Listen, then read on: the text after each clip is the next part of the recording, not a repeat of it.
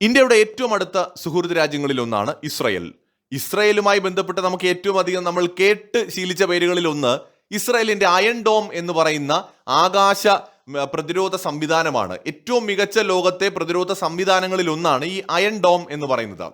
അപ്പൊ ഈ iron dome എന്ന് പറയുന്ന മിസൈൽ സിസ്റ്റത്തിൽ ഉപയോഗിക്കുന്ന തമീർ ഇന്റർസെപ്റ്റർ മിസൈലുകൾ ഇസ്രയേലിനെ സംബന്ധിച്ചിടത്തോളം ഏറ്റവും പ്രധാനപ്പെട്ട മിസൈലുകളാണ്. ഈ അയൺ ഡോം നിർമ്മിക്കുന്നത് ഇസ്രയേലിലെ ഔദ്യോഗിക പ്രതിരോധ സ്ഥാപനമായിട്ടുള്ള റാഫേൽ അഡ്വാൻസ്ഡ് ഡിഫൻസ് സിസ്റ്റംസ് ആണ്. അപ്പൊ ഈ അയൺ ഡോമിൽ ഉപയോഗിക്കുന്ന തമീർ ഇന്റർസെപ്റ്റർ മിസൈലുകൾ ഇന്ത്യയിൽ നിർമ്മിക്കുന്നതിനായിട്ട് ഇസ്രയേൽ ഇന്ത്യയുമായി ചർച്ച നടത്തുന്നു എന്നുള്ള വാർത്തകൾ ഇന്നലെ മുതൽ വരുന്നുണ്ട്. ഇത് തികച്ചും ഇൻട്രസ്റ്റിംഗ് ആയിട്ടുള്ള ഒരു വാർത്തയാണ്. മിഡിൽ ഈസ്റ്റില് അടുത്ത കാലത്തുണ്ടായ കടുത്ത സംഘർഷങ്ങൾ ഇസ്രയേലിന്റെ വ്യോമ പ്രതിരോധ മിസൈൽ ശേഖരത്തിന് വലിയ രീതിയിലുള്ള സമ്മർദ്ദം സൃഷ്ടിച്ചിട്ടുണ്ട്. മിസൈലുകൾ നിർമ്മിക്കുന്നതിനേക്കാൾ വേഗത്തിലാണ് അവ ഉപയോഗിക്കേണ്ടി വരുന്നത്. അപ്പൊ അതുകൊണ്ട് തന്നെ ഇസ്രയേലിനെ കൊണ്ട് കൂട്ടിയാൽ കൂടുന്നില്ല എന്ന് തന്നെ പറയാം. അവർക്ക് ആവശ്യത്തിന് എണ്ണം മിസൈലുകൾ നിർമ്മിക്കാൻ കഴിയുന്നില്ല. ഈ വ്യോമ പ്രതിരോധ സംവിധാനങ്ങൾ ഇല്ലാതെ വന്നാൽ ഇസ്രയേലിന് വലിയ നഷ്ടങ്ങൾ ഉണ്ടാവും. പലപ്പോഴും ഇറാൻ ഉപയോഗിക്കുന്നത് വലിയ രീതിയിലുള്ള യുദ്ധതന്ത്രങ്ങളാണ്. ഒന്നിച്ച് കുറെ മിസൈലുകളും ഡ്രോണുകളും അയക്കും. അതിന്റെ ഇടയിൽ ബാലിസ്റ്റിക് മിസൈലുകളും കാണും, ദീർഘദൂര മിസൈലുകളും ഒക്കെ കാണും. സോ ഇതിനെ പ്രതിരോധിക്കാൻ വേണ്ടിയിട്ട് ഒരുപാട് പ്രതിരോധ സംവിധാനങ്ങൾ പ്രവർത്തിക്കേണ്ടതായിട്ടുണ്ട്. ഈ പ്രധാനപ്പെട്ട പ്രതിരോധ സംവിധാനമാണ് അയൺ ഡോം. അതിൽ തന്നെ ഈ ഒരു മിസൈൽ എന്ന് പറയുന്നത്, തമീർ എന്ന് പറയുന്ന മിസൈൽ വളരെ പ്രധാനമാണ്. ഈ തമീർ ഇന്റർസെപ്റ്റർ മിസൈലുകൾ മാസ് പ്രൊഡക്ഷൻ നടത്താൻ ഇസ്രയേലിനെ കൊണ്ട് കഴിയുന്നില്ല. അത്രമാത്രം അവർക്ക് ഉപയോഗിക്കേണ്ടി വരികയാണ്. അവിടെ അവർ ഇന്ത്യയുടെ സഹായം തേടുകയാണ്. ഇന്ത്യയിൽ നിർമ്മിക്കാൻ കഴിയുമോ എന്നാണ് അവർ ആലോചിക്കുന്നത്. ഇന്ത്യയിൽ ഒരു നിർമ്മാണ യൂണിറ്റ് ആരംഭിക്കുന്നതിന് വേണ്ടിയിട്ട് അവർ ഇന്ത്യൻ ഗവൺമെന്റുമായി ചർച്ച നടത്തുന്നു എന്നാണ് മാധ്യമ റിപ്പോർട്ടുകൾ പറയുന്നത്. ഇതിനായിട്ട് ഇന്ത്യയിലെ ചില കമ്പനികളുമായിട്ടും ചർച്ച നടത്തുന്നുണ്ട്. പ്രാദേശിക സുരക്ഷാ ഭീഷണികളിൽ നിന്ന് മാറി ഭൂമിശാസ്ത്രപരമായി തികച്ചും സുരക്ഷിതമായ മറ്റൊരു നിർമ്മാണ കേന്ദ്രം ഇതിലൂടെ ഉറപ്പുവരുത്താനാണ് ഇസ്രയേൽ ശ്രമിക്കുന്നത്. ഇസ്രയേലിന്റെ സ്വന്തം ആവശ്യങ്ങൾ നിറവേറ്റുന്നതിനൊപ്പം ഇന്ത്യയിൽ നിർമ്മിക്കുന്ന തമീർ മിസൈലുകൾ മറ്റ് മൂന്നാം രാജ്യങ്ങളിലേക്ക് കയറ്റുമതി ചെയ്യാനും ഇസ്രയേലിന് പദ്ധതിയുണ്ട്. മാത്രമല്ല, ഇന്ത്യയിൽ അതിവേഗം വളരുന്ന എയറോസ്പേസ് സൗകര്യങ്ങൾ സങ്കീർണമായ ഇത്തരം പ്രതിരോധ മിസൈലുകൾ വളരെ കുറഞ്ഞ ചെലവിലും വലിയ തോതിൽ നിർമ്മിക്കാൻ അനുയോജ്യമായ ഒരു സാഹചര്യം ഒരുക്കുകയാണ്. സർക്കാർ ഉടമസ്ഥതയിലുള്ള പൊതുമേഖലാ സ്ഥാപനങ്ങളെ മാത്രം ആശ്രയിക്കുന്നതിന് പകരം ഇന്ത്യയിലെ സ്വകാര്യ പ്രതിരോധ കമ്പനികളുമായിട്ട് കൈകോർക്കാനാണ് റാഫേൽ ശ്രമിക്കുന്നത്. ഇത് ഇന്ത്യയുടെ മേക്ക് ഇൻ ഇന്ത്യ നയത്തിന് പൂർണ്ണമായി അനുയോജ്യവുമാണ്. ഇതിലൂടെ സാങ്കേതിക വിദ്യയുടെ ആഴത്തിലുള്ള കൈമാറ്റം സാധ്യമാവുകയും ആഗോള പ്രതിരോധ നിർമ്മാണ രംഗത്ത് ഒരു വൻ ശക്തിയായിട്ട് മാറാനുള്ള ഇന്ത്യയുടെ ശ്രമങ്ങൾക്ക് കരുത്ത് പകരുകയും ചെയ്യും. ഹൈദരാബാദ് ആസ്ഥാനമായി പ്രവർത്തിക്കുന്ന കല്യാണി റാഫേൽ അഡ്വാൻസ്ഡ് സിസ്റ്റംസ് എന്ന സംയുക്ത സംരംഭത്തിലൂടെ റാഫേലിന് ഇന്ത്യയിൽ മികച്ച ഒരു ട്രാക്ക് റെക്കോർഡ് ഇതിനോടകം തന്നെയുണ്ട്. ഇന്ത്യൻ സായുധ സേനയ്ക്കായിട്ടുള്ള medium range surface to air missile കിറ്റുകൾ നേരത്തെ നിർമ്മിച്ചു നൽകിയത് ഇവരാണ്. 2026 ജൂലൈയിലെ വിവരങ്ങൾ പ്രകാരം ചർച്ചകൾ അവസാന ഘട്ടത്തിലാണ്. ഔദ്യോഗിക അന്തിമ കരാറുകൾ ഇതുവരെ ഒപ്പുവെച്ചിട്ടില്ല.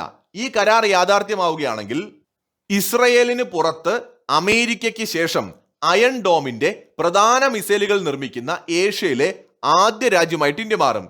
അമേരിക്കയിൽ റേത്തിയോൺ കമ്പനിയുമായി ചേർന്ന് റാഫേൽ ഇതിന്റെ സ്കൈ ഹണ്ടർ എന്ന് പറയുന്ന വകഭേദം നിർമ്മിക്കുന്നുണ്ട്. സോ ഇസ്രയേൽ ഇന്ത്യയിൽ ഇത് നിർമ്മിക്കാൻ തീരുമാനിക്കുന്നതിലൂടെ ഒരു കാര്യം വ്യക്തമാവുകയാണ്. ഡിഫൻസ് മാനുഫാക്ചറിംഗ് രംഗത്ത് ഇന്ത്യ ഇന്നേ വരെ ലോകത്ത് ഒരു രാജ്യത്തിനും അവകാശപ്പെടാൻ കഴിയാത്ത സവിശേഷമായ ഒരു സ്ഥാനം കണ്ടെത്തിയിരിക്കുന്നു എന്നാണ് മനസ്സിലാക്കാൻ കഴിയുന്നത്. എന്തുകൊണ്ടാണ് ഇങ്ങനെ ഒരു സ്ഥാനം ഇന്ത്യക്ക് കിട്ടുന്നത്? നമ്മൾ മനസ്സിലാക്കേണ്ട കാര്യം, ലോകത്ത് ഇസ്രയേൽ മാത്രമല്ല ഇന്ത്യയിൽ ആയുധങ്ങൾ ഉൽപ്പാദിപ്പിക്കാൻ ശ്രമിക്കുന്നത്. വേറെ നിരവധി രാജ്യങ്ങൾ ഇന്ത്യയിൽ ആയുധങ്ങൾ നിർമ്മിക്കുന്നുണ്ട്. റഷ്യയുടെ കാര്യം തന്നെ എടുക്കാം. റഷ്യയുടെ Su-30 MKI യുദ്ധവിമാനം, അതിന്റെ എഞ്ചിനുകൾ അടക്കം നിരവധി ഉൽപ്പന്നങ്ങൾ ഇന്ത്യയിൽ ഉണ്ടാക്കുന്നുണ്ട്. റഷ്യയും ഇന്ത്യയും തമ്മിൽ സംയുക്തമായിട്ട് തോക്കുകൾ ഉൽപ്പാദിപ്പിക്കുന്നുണ്ട്, എഞ്ചിനുകൾ ഉൽപ്പാദിപ്പിക്കുന്നുണ്ട്, ആയുധങ്ങളുടെ പാർട്സുകൾ ഉൽപ്പാദിപ്പിക്കുന്നുണ്ട്. വൻതോതിലാണ് ആയുധങ്ങളും അതിന്റെ പാർട്സുകളും ഇന്ത്യയിൽ ഉൽപ്പാദിപ്പിക്കുന്നത്.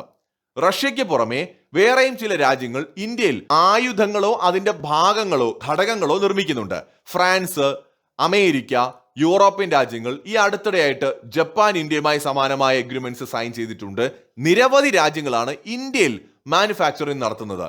സോ ഇതിന്റെ പ്രധാന കാരണം എന്ന് പറയുന്നത്, ലോകത്ത് വിവിധ രാജ്യങ്ങൾക്ക് ഒരു സുരക്ഷിതമായ ഇടം കൂടി ആവശ്യമുണ്ട് ഡിഫൻസ് എക്യുപ്മെന്റ്സ് നിർമ്മിക്കാൻ. 80കളിലും 70കളിലുമൊക്കെ ലോകത്തെ വിവിധ കമ്പനികൾ ചൈനയിലേക്ക് പോയിട്ട് ഇൻവെസ്റ്റ്മെന്റ് നടത്തിയതിന്റെ ഫലമായിട്ടാണ് ചൈന ഒരു എക്കണോമിക് പവറായിട്ട് ഇന്ന് വളർന്നത്. എന്നാൽ അമേരിക്ക പറയുന്നത് ഇനി എന്തായാലും ആ അബദ്ധം അമേരിക്ക കാണിക്കില്ല. അമേരിക്കൻ കമ്പനികൾ അങ്ങനെ ഇന്ത്യയിൽ വന്ന് ഇൻവെസ്റ്റ് ചെയ്തിട്ട് ചൈനയെ വളർത്തിയതുപോലെ വളർത്താൻ പോകില്ല എന്നാണ്. എന്നാൽ അമേരിക്ക ആഗ്രഹിച്ചാലും ഇല്ലെങ്കിലും ഇന്ത്യയുടെ സാധ്യതകൾ മറ്റു രാജ്യങ്ങളെയും കമ്പനികളെയും ഇന്ത്യയിലേക്ക് ആകർഷിച്ചുകൊണ്ടേയിരിക്കുകയാണ്. അമേരിക്ക ഇത് പറയുമ്പോൾ തന്നെയാണ് ആപ്പിൾ കമ്പനി ചൈനയ്ക്ക് പുറത്തെ അവരുടെ ഏറ്റവും വലിയ പ്ലാന്റുകളും മാനുഫാക്ചറിംഗ് ഫെസിലിറ്റീസും ഇന്ത്യയിൽ ഒരുക്കിക്കൊണ്ടിരിക്കുന്നത്. അതേ സമയത്ത് തന്നെയാണ് അമേരിക്കയുടെ അടക്കം കമ്പനികൾ ഡിഫൻസ് എക്യുപ്മെന്റ്സ് ഇന്ത്യയിൽ ഉണ്ടാക്കുന്നത്. ഇതിന് പുറമെ ഇപ്പോൾ അമേരിക്കയുടെ ഏറ്റവും അടുത്ത സഖ്യകക്ഷിയായ ഇസ്രയേലും അവരുടെ ആയുധങ്ങൾ ഇന്ത്യയിൽ ഉൽപ്പാദിപ്പിക്കാൻ ശ്രമിക്കുകയാണ്. പതിറ്റാണ്ടുകളായി ലോകത്തിലെ ഏറ്റവും വലിയ പ്രതിരോധ ഉൽപ്പന്ന ഇറക്കുമതി രാജ്യങ്ങളിൽ ഒന്നായിരുന്നു നമ്മുടെ ഇന്ത്യ. അതായത് മറ്റു രാജ്യങ്ങളുടെ പ്രതിരോധ വ്യവസായങ്ങളെ വളർത്താൻ ഇന്ത്യ കോടിക്കണക്കിന് രൂപ ചിലവഴിച്ചു എന്ന് മറ്റൊരർത്ഥത്തിൽ പറയാം. എന്നാൽ ഇന്ന് ആ സാഹചര്യം പൂർണ്ണമായി മാറി മറിഞ്ഞിരിക്കുകയാണ്. റഷ്യ, ഫ്രാൻസ്, US, യൂറോപ്യൻ രാജ്യങ്ങൾ, ജപ്പാൻ, ഇപ്പോൾ ഇസ്രയേൽ തുടങ്ങി ആഗോള വൻശക്തികളായിട്ടുള്ള രാജ്യങ്ങൾ തങ്ങളുടെ ഉൽപാദന യൂണിറ്റുകൾ ഇന്ത്യൻ മണ്ണിലേക്ക് മാറ്റുന്നതിന് പിന്നിൽ കൃത്യമായ നയതന്ത്രങ്ങളും വലിയ വിപണി സ്വാധീനവും ഇന്ത്യയുടെ ബുദ്ധിപരമായ ചില നീക്കങ്ങളും ആഗോള സാമ്പത്തിക ഘടകങ്ങളും എല്ലാം അടങ്ങുന്നുണ്ട്. എന്തുകൊണ്ടാണ് ഇവർ ഇന്ത്യയിൽ ഉൽപാദനം നടത്തുന്നത്? ഒന്നാമതായിട്ട് ഇതിന്റെ പുറകിൽ ഇന്ത്യയുടെ ഒരു തന്ത്രം നമ്മൾ കണ്ടേ പറ്റൂ. ബൈ ഇന്ത്യൻ നയം. പ്രതിരോധ നവീകരണത്തിനായിട്ടുള്ള തങ്ങളുടെ ബജറ്റിന്റെ ഭൂരിഭാഗവും, അതായത് ഏതാണ്ട് 75% വരെ ആഭ്യന്തരമായി ഉൽപ്പാദിപ്പിക്കുന്ന ഉപകരണങ്ങൾക്കായി മാത്രമേ ചിലവഴിക്കൂ എന്ന് ഇന്ത്യൻ സർക്കാർ കർശനമായ ഒരു നയം കൊണ്ടുവന്നു. ഇത് ശരിക്കും വിദേശ രാജ്യങ്ങൾക്കുള്ള ഒരു ചെക്ക് വെച്ചത് തന്നെയാണ്. ഇന്ത്യക്ക് ആയുധങ്ങൾ വിറ്റ് ലാഭമുണ്ടാക്കാൻ ശ്രമിച്ചുകൊണ്ടിരുന്ന കമ്പനികളെയും രാജ്യങ്ങളെയും ശരിക്കും ഇന്ത്യ പൂട്ടിയത് ഈ നയത്തിലൂടെയാണ്. ഈ ഒരു നയം ഇന്ത്യ കൊണ്ടുവന്നതോടെ കോടിക്കണക്കിന് രൂപയുടെ ഇന്ത്യൻ സൈനിക കരാറുകൾ സ്വന്തമാക്കണമെങ്കിൽ വിദേശ കമ്പനികൾക്ക് ഇവിടെ നമ്മുടെ ഇന്ത്യയിൽ പ്രാദേശികമായി ഉൽപാദനം നടത്തിയേ തീരൂ. സോ അങ്ങനെ വന്നപ്പോൾ അവരെന്ത് ചെയ്തു? ഇന്ത്യയിലുള്ള കമ്പനികളുമായി സഹകരിച്ച് ഇന്ത്യയിൽ പ്ലാന്റുകൾ തുടങ്ങുകയും ഇവിടെ മാനുഫാക്ചറിംഗ് നടത്താൻ ആരംഭിക്കുകയും ചെയ്തു. ഇതിലൂടെ ഇന്ത്യക്കാരായിട്ടുള്ള യുവാക്കൾക്ക് തൊഴിൽ കിട്ടും, ഇന്ത്യൻ എക്കണോമിയെ അത് വളരെയധികം ഹെൽപ്പ് ചെയ്യും, എക്സ്പീരിയൻസ് കിട്ടും. ഡിഫൻസ് എക്യുപ്മെന്റ്സ് മാനുഫാക്ചറിംഗിൽ ഇന്ത്യക്ക് വളരെ വലിയൊരു പരിശീലനമായിട്ട് അത് മാറും. അതോടൊപ്പം തന്നെ തദ്ദേശീയമായ കമ്പനികൾക്ക് വളരെയധികം വേഗത്തിൽ വളരാൻ കഴിയും, സ്റ്റാർട്ടപ്പുകൾക്ക് വളരാനുള്ള സാഹചര്യം ഉണ്ടാവും, എക്സ്പീരിയൻസ്ഡ് ആയിട്ടുള്ള തൊഴിലാളികൾ ധാരാളം കിട്ടും. ഇന്ത്യൻ കമ്പനികൾക്ക് ടെക്നോളജി കൈമാറ്റം ചെയ്യപ്പെടുന്നതിലൂടെ ഭാവിയിൽ ഒരു മാനുഫാക്ചറിംഗ് പവറായിട്ട്, ഒരു ഡിഫൻസ് പവറായിട്ട് വളരാൻ ഇന്ത്യക്ക് വളരെയധികം ഇത് സഹായകരമാകും. രണ്ടാമതായിട്ട് സ്വകാര്യ മേഖലയിലെ മുന്നേറ്റമാണ്. വിദേശ കമ്പനികൾ സർക്കാർ ഉടമസ്ഥതയിലുള്ള പൊതുമേഖലാ സ്ഥാപനങ്ങളോടൊപ്പം ചേർന്ന് പ്രവർത്തിക്കാൻ എപ്പോഴും മടി കാണിക്കും. ഇന്ത്യ ഇത് മനസ്സിലാക്കിക്കൊണ്ട് സ്വകാര്യ കമ്പനികളെ പ്രതിരോധ ഉൽപ്പന്നങ്ങൾ ഉണ്ടാക്കുന്ന കാര്യത്തിൽ വളരെയധികം സപ്പോർട്ട് ചെയ്യാൻ തുടങ്ങി. Tata, Kalyani group, Adani group, Mahindra group, അങ്ങനെ നിരവധി ഇന്ത്യയിലെ വൻകിട കമ്പനികൾക്ക് ഇത് വലിയ അവസരമായി മാറി. ഈ കമ്പനികളുമായിട്ട് സഹകരിക്കാനുള്ള അവസരം ഇന്ത്യ തന്നെ വിദേശ കമ്പനികൾക്ക് സൃഷ്ടിച്ചു കൊടുത്തു എന്ന് പറയാം. ഇതിലൂടെ വിദേശ കമ്പനികൾ ഈ കമ്പനികളുമായി സഹകരിച്ച് ഇന്ത്യയിൽ തന്നെ ഉൽപ്പന്നങ്ങൾ ഉണ്ടാക്കാൻ തയ്യാറായി. ഉയർന്ന ഗുണനിലവാരവും വേഗത്തിലുള്ള ഉൽപാദനവും ഉറപ്പു നൽകാൻ കഴിയുന്ന ആഗോള കമ്പനികൾ ഈ സ്വകാര്യ പങ്കാളികളുമായി സഹകരിക്കാൻ അങ്ങനെ താല്പര്യപ്പെട്ടു. ഇനി പാശ്ചാത്യ രാജ്യങ്ങളുടെ സപ്ലൈ ചെയിൻ മാറ്റങ്ങളും നമ്മൾ കാണേണ്ടതുണ്ട്. ഭൗമ രാഷ്ട്രീയ സംഘർഷങ്ങൾ കാരണം ആഗോള പ്രതിരോധ വിതരണ ശൃംഖലകൾ വലിയ പ്രതിസന്ധിയിലാണ്. അതിനാൽ പാശ്ചാത്യ പ്രതിരോധ കമ്പനികൾ വിശ്വസനീയവും ജനാധിപത്യപരവുമായ ഒരു ഉൽപാദന കേന്ദ്രത്തെ ആഗ്രഹിക്കുന്നുണ്ട്. കുറഞ്ഞ ചിലവില് മികച്ച എഞ്ചിനീയറിംഗ് വൈദഗ്ധ്യമുള്ള വലിയൊരു തൊഴിൽ ശക്തിയെ ഇന്ത്യ അവർക്ക് മുന്നിൽ തുറന്നു നൽകുകയാണ്. ഇതിലൂടെ നിരവധി രാജ്യങ്ങളാണ് ഇന്ത്യയിൽ മാനുഫാക്ചർ നടത്താൻ താല്പര്യപ്പെടുന്നത്. നമ്മൾ മനസ്സിലാക്കേണ്ടത് ഇന്നത്തെ യുദ്ധം തന്ത്രങ്ങൾ എല്ലാം മാറുകയാണ്. ഡ്രോണുകളുടെ സ്വാം അറ്റാക്കിനെ നേരിടണമെന്നുണ്ടെങ്കിൽ ആയുധങ്ങൾ മാസ് പ്രൊഡക്ഷൻ നടത്തി വയ്ക്കേണ്ട ഒരു സാഹചര്യമുണ്ട്. അതായത് പഴയതുപോലെ കുറച്ച് മിസൈലുകളും കൊണ്ട് മറ്റ് രാജ്യങ്ങളെ നേരിടാൻ കഴിയും എന്നുള്ള കാലമൊക്കെ അവസാനിച്ചു. ഇനി ഓരോ രാജ്യത്തിനും ആയുധങ്ങൾ മാസ് പ്രൊഡക്ഷൻ നടത്തിയാലേ കഴിയൂ. വിദേശ രാജ്യങ്ങൾ നേരിടുന്ന പ്രശ്നം അവരുടെ രാജ്യത്ത് തന്നെ ഇത് ഉൽപ്പാദിപ്പിക്കാൻ ചിലവ് വളരെയേറെ കൂടുതലാണ്. ഒരു മിസൈൽ ഉണ്ടാക്കാൻ ഒരു വിദേശ രാജ്യത്തിന് 25 കോടി രൂപ അവരുടെ രാജ്യത്ത് ചിലവ് വരുമെങ്കിൽ ഇന്ത്യയിൽ അവർക്ക് അത് 5-10 കോടിക്ക് നിർമ്മിക്കാൻ കഴിയുമെന്നതാണ് ഒരു വ്യത്യാസം. കാരണം ഇവിടെ അവർക്ക് ധാരാളം തൊഴിലാളികളെ കിട്ടും. വിദേശ രാജ്യങ്ങളിൽ ഉള്ളതിനെ അപേക്ഷിച്ച് തൊഴിൽ വേതനം ഇവിടെ താരതമ്യേന കുറവാണ്. ഇന്ത്യക്ക് ഡിഫൻസ് മാനുഫാക്ചറിംഗ് രംഗത്ത് ഇന്ന് നല്ലൊരു എക്സ്പീരിയൻസ് ഉള്ള ഒരു തലമുറയെ സൃഷ്ടിക്കാൻ കഴിയുന്നുമുണ്ട്. ഇന്ത്യയെ സംബന്ധിച്ചിടത്തോളം പ്രതിരോധ മേഖലയിൽ ഇന്ത്യ ഒരു ശക്തമായ സാന്നിധ്യമായിട്ട് മാറിക്കൊണ്ടിരിക്കുന്നു എന്നാണ് പുതിയ കണക്കുകൾ പറയുന്നത്.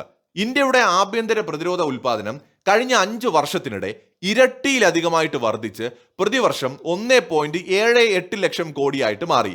അതായത് 21 ബില്യൺ ഡോളറിന് മുകളിൽ. ഇത് റെക്കോർഡ് നേട്ടമാണ്. ഇതിലും വലിയൊരു മാറ്റം കാണാൻ കഴിയുന്നത് കയറ്റുമതിയിലാണ്. ഇന്ത്യ ഇപ്പോൾ സ്വന്തം സൈന്യത്തിന് വേണ്ടി മാത്രമല്ല ആയുധങ്ങൾ നിർമ്മിക്കുന്നത്, മറിച്ച് ലോകമെമ്പാടുമുള്ള 80ലധികം രാജ്യങ്ങളിലേക്ക് അത്യാധുനിക ഉപകരണങ്ങളും വെടിക്കോപ്പുകളും ഇലക്ട്രോണിക്സ് ഉൽപ്പന്നങ്ങളും കയറ്റുമതി ചെയ്യുന്ന രാജ്യമാണ്. ഇന്ത്യയുടെ പ്രതിരോധ കയറ്റുമതി 38,424 കോടി എന്ന എക്കാലത്തെയും ഉയർന്ന നിരക്കിലാണ് ഇപ്പോൾ. ഇതിനു പുറമെ ഇന്ത്യൻ ആയുധങ്ങൾക്ക് വലിയ ക്രെഡിബിലിറ്റി ഇന്ന് ലോകത്തുണ്ട്. ഇന്ത്യ തദ്ദേശീയമായി നിർമ്മിക്കുന്ന ബ്രഹ്മോസ് മിസൈലുകൾ, തേജസ് യുദ്ധവിമാനങ്ങൾ, അതോടൊപ്പം തന്നെ ഇന്ത്യ നിർമ്മിക്കുന്ന ടാങ്കുകൾ, ഹെലികോപ്റ്ററുകൾ, പിനാക റോക്കറ്റ് സിസ്റ്റം, അതോടൊപ്പം തന്നെ റീസെന്റ് ആയിട്ട് ഇന്ത്യ ഇന്തോനേഷ്യയുമായി കരാർ ഒപ്പിട്ട അസ്ത്ര മിസൈലുകൾ, ഇവയെല്ലാം തന്നെ ലോകോത്തര നിലവാരമുള്ള ആയുധങ്ങളാണ്. ഇത്രയും മികച്ച ആയുധങ്ങൾ കുറഞ്ഞ ചിലവിൽ ഉൽപ്പാദിപ്പിക്കുന്ന ഇന്ത്യയിൽ തങ്ങളുടെ ആയുധങ്ങളും ഉൽപ്പാദിപ്പിക്കാൻ കഴിയുമെന്ന് പല ഇന്ത്യയുടെ സുഹൃത്ത് രാജ്യങ്ങളും കണക്ക് കൂട്ടുകയാണ്. അവിടെയാണ് ഇസ്രയേലും അമേരിക്കയും ജർമ്മനിയും ജപ്പാനും ഫ്രാൻസും ബ്രിട്ടനും അടക്കമുള്ള രാജ്യങ്ങൾ പതിയെ പതിയെ ഇന്ത്യയിൽ കൂടി മാനുഫാക്ചറിംഗ് നടത്തുന്നതിനെ കുറിച്ച് ചിന്തിക്കുന്നത്. ലോകത്ത് ഇന്ത്യയെ പോലെ ഇന്ത്യ മാത്രമേ ഉള്ളൂ. കാരണം ഇന്ത്യയിൽ ഒരേ സമയത്ത് പരസ്പര ശത്രുക്കളായിട്ടുള്ള രാജ്യങ്ങൾ പോലും ആയുധങ്ങൾ നിർമ്മിക്കുന്നുണ്ട്. റഷ്യ എത്രയോ കാലമായിട്ട് ഇന്ത്യയിൽ ആയുധങ്ങൾ ഉൽപ്പാദിപ്പിക്കുന്നുണ്ട്. ഇപ്പോഴിതാ റഷ്യയുടെ ശത്രുക്കളായിട്ടുള്ള യൂറോപ്യൻ രാജ്യങ്ങളും അമേരിക്കയും അടക്കം ഇന്ത്യയിൽ ആയുധങ്ങൾ ഉൽപ്പാദിപ്പിക്കുകയാണ്. സോ ഇങ്ങനെ ഒരു രാജ്യത്തെ നിങ്ങൾക്ക് വേറെ എവിടെയും കാണാൻ കഴിയില്ല. സോ ഇന്ത്യ വേറൊരു രീതിയിൽ ലോകത്തെ ഒരു പ്രധാന ശക്തിയായിട്ട് വളർന്നുകൊണ്ടിരിക്കുകയാണ്. മറ്റൊരു വീഡിയോയുമായി വീണ്ടും കാണാം.